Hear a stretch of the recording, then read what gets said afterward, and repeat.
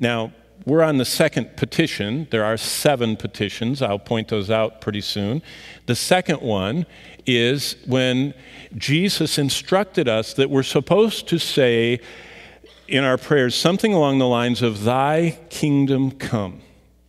It's the shortest of all the petitions, but Martin Luther said 500 years ago, it's the terrible petition because it's an invitation to the God of the universe, inviting him to control me.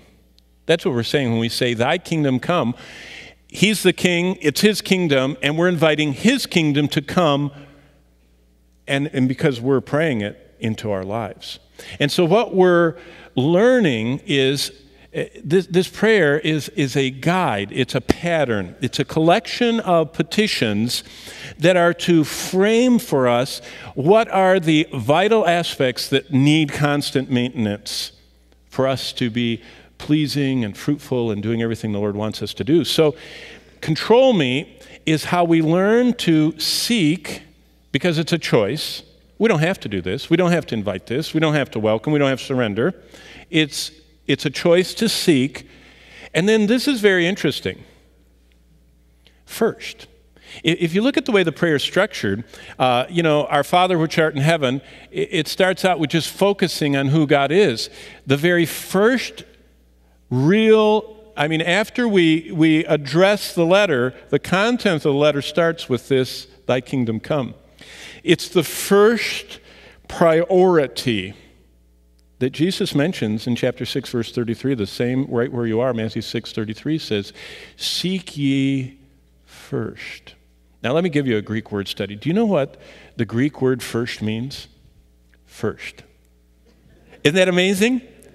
It means first, priority, ahead of everything else, at the top of the list, most important, what I attend to first. What does the Lord say? As soon as you go online and make sure that you're actually connected and online, what's the first petition that you offer to God? God, more than anything else, I need you to control me. I want to seek first your rule. That's what kingdom is. Over my life, and if this is supposed to be the manner we pray, and we're supposed to pray without ceasing, it's not like once a week I need to kind of say, "Okay, God, it's time for you to take over again. I've kind of gotten in the ditch a lot this week, and I've had several breakdowns. It's time for you to take over again."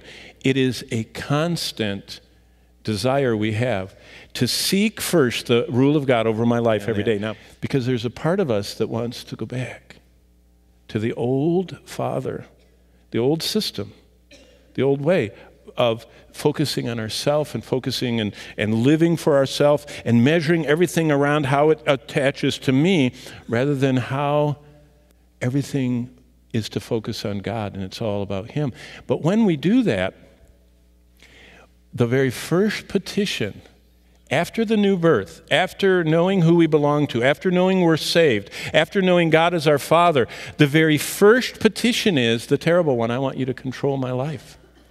And if you think about the controlling, and this is when I consciously surrender to God, this is when I invite him to take over my life again. By the way, how often are we supposed to pray? Paul said, pray without what? This is interesting, because this is the only endless part of our Christian life that's commanded, which is prayer. And prayer starts with inviting God's control.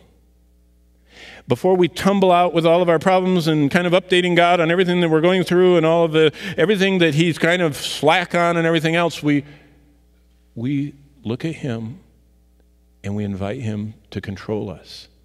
That's the checklist Jesus gave. I mean, start thinking in your mind.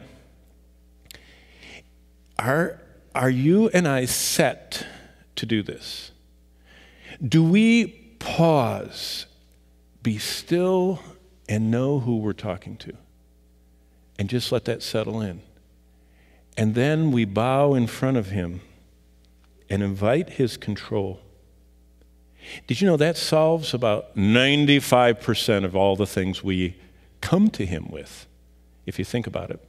And when we invite his control, we offer him the priority spot in our life. We say, I want you to control the first place in my plans. I want to seek you before everything else. I want to seek your word to feed my soul because that's what you told me you want to do. I want to seek your truth to guide my thoughts because I don't want to think error. I want to seek your peace because that's the only thing that can guard my anxious heart. I want to seek you right here before I fly out into my day.